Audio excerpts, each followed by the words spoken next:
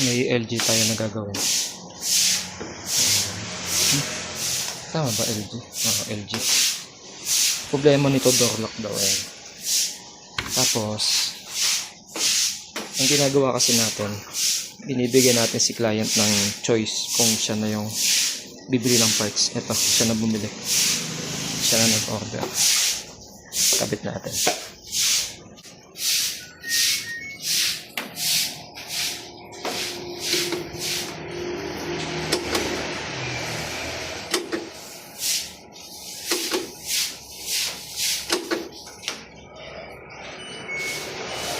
Nagdi-DL na siya.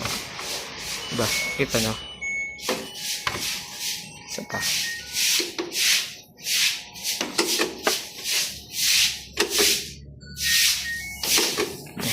Ayaw mag-steady nung ano. Yung door lock. DL na.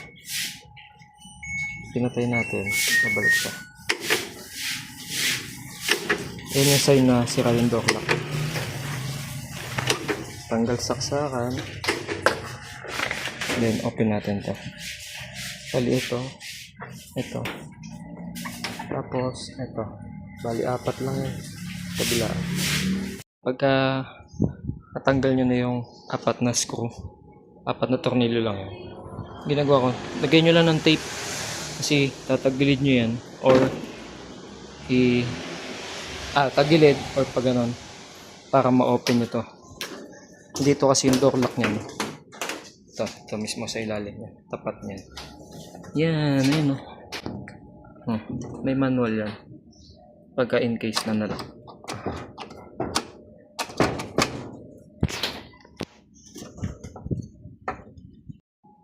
Yan na siya guys. Bali isang tornilyo lang yan. Yan dyan. Ito. Yan dito. Isang tornilyo lang yan. Tapos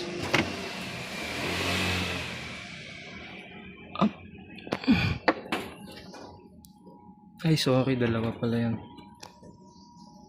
Kailangan tanggalin to.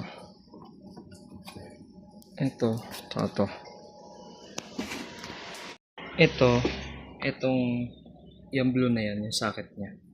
Medyo mahirap talaga tanggalin yan.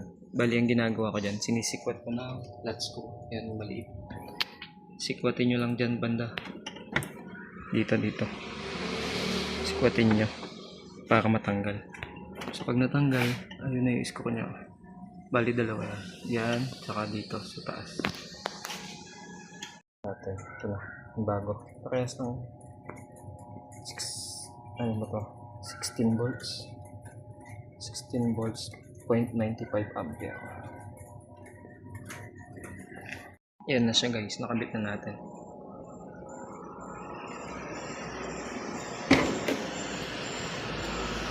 Balik na natin yung screw.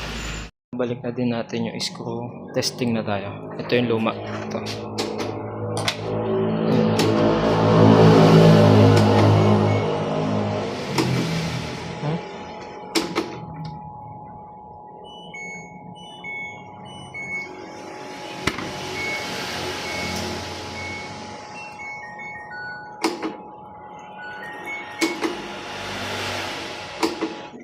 Yan guys, gumagano na siya.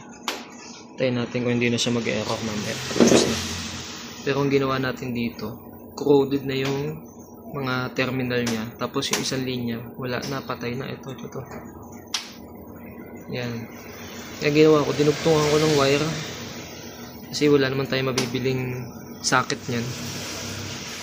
Kaya, dinugtungan ko ng wire. Tapos yan, testing na.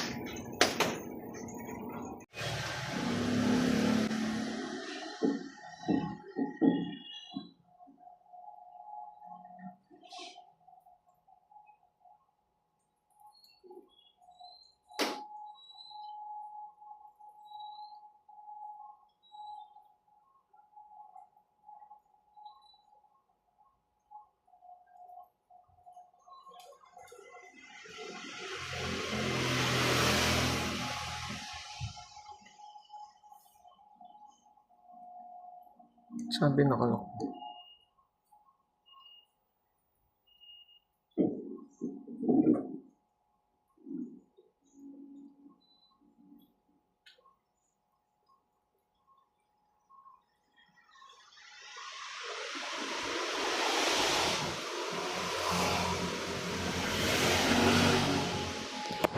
Yan natin yung push.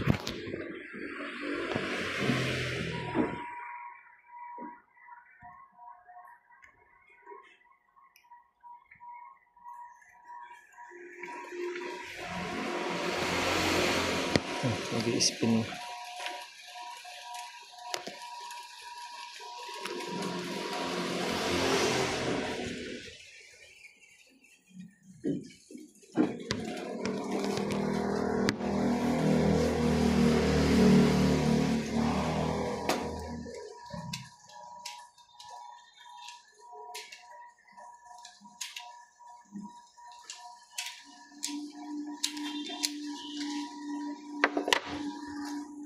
Okay na.